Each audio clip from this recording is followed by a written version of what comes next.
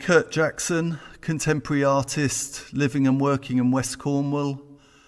The RNLI is a subject for a recent body of work of mine that follows a long line of different projects looking at all aspects of the coast of our country.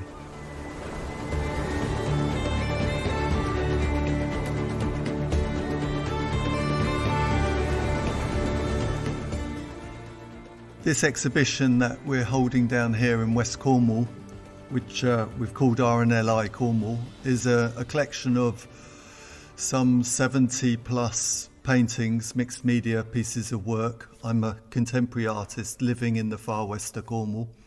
I think I've come to this as a subject, the RNLI, on a number of different levels, sort of a number of different reasons, as it were.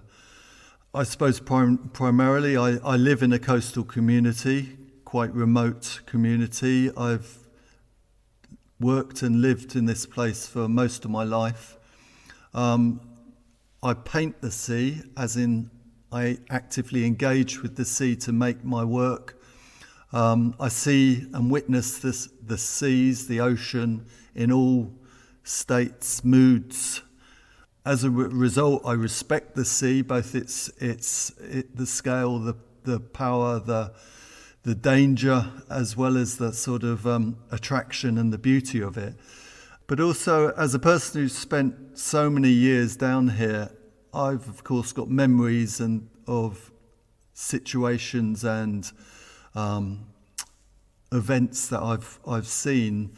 But one of my earliest memories involving the RNLI is when I was a kid, and my father was a very amateur sailor. He had a small boat, and so it was a single person inshore little sailing boat. And I've still got this memory, this vision of him off Rock, which is in the Camel Estuary between Padstow and Rock, and other boats zipping around him. In the summer, that area can get quite busy.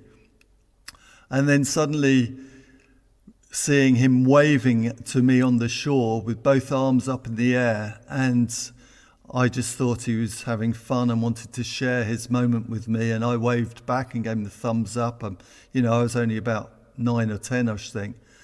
And actually what was happening was the boat was sinking. It was slowly sinking, going underwater.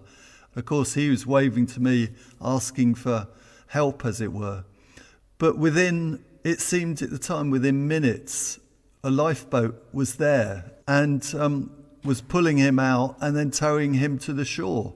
And it was just so quick. And it was just an amazing example of how quick and how speedy these people were to the rescue. Someone had obviously called them or seen it as well and knew what was going on.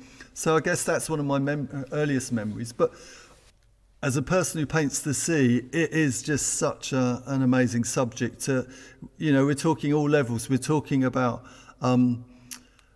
everything from these vivid orange and dark blue boats, which are just so attractive in one level and appealing. But what they stand for is so profound. The fact that people are prepared to go the extra mile, to put themselves out there, to make the ultimate sacrifice. And then also we've got the famous incident with the Solomon Brown, the Penlee disaster, which when you live in West Cornwall, you're very aware of that. And when you've lived there a long time, you tend to know people connected to it in somehow, that horrendous tragedy. I managed to get access to the Penlee boathouse and made a series of works about that space, about that void, where a boat should be, where now it's empty, but it's frozen in time. It's the most incredibly powerful experience to go in there, and hopefully I succeeded in making work to try and capture that feeling.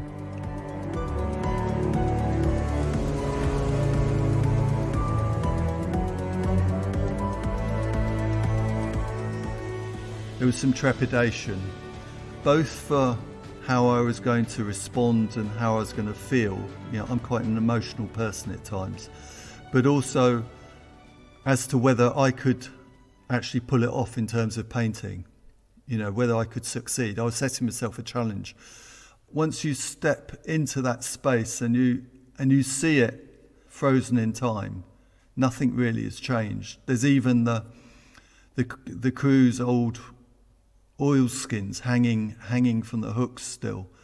This sort of hanging silence, this stillness, that's really profound and really sort of, it just affects you in all sorts of ways. And so I remember when I first went in there, I found myself just standing, staring, thinking, remembering. And then I started to wander around the place, and you see all these ancient, whether it's the ancient telephone still there or just things that have been left. And then there's, like most lifeboat stations, there's all the memorials and the plaques and the names and, things to stop us forgetting of what happened in the past and the people that were saved and the gallantry and all the rest of it. But obviously it all stops at this one point in time. It's just an incredibly emotive place, and quite rightly it's been listed now as a building of importance. While I was there, people were brought in, just the odd couple, and sometimes clasping flowers, and and people would just stand there, and I suppose it's paying their respects really. It was a privilege to be given that access and also that time on my own there, and allowed to make my work, which is my way of responding to that place and that situation.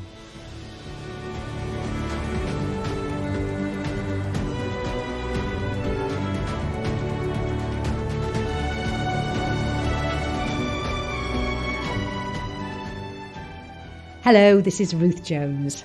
You've been listening to the RNLI's 200 Voices collection. To hear more remarkable stories, head to rnli.org/200 voices or subscribe to RNLI wherever you get your podcasts. Thank you for listening.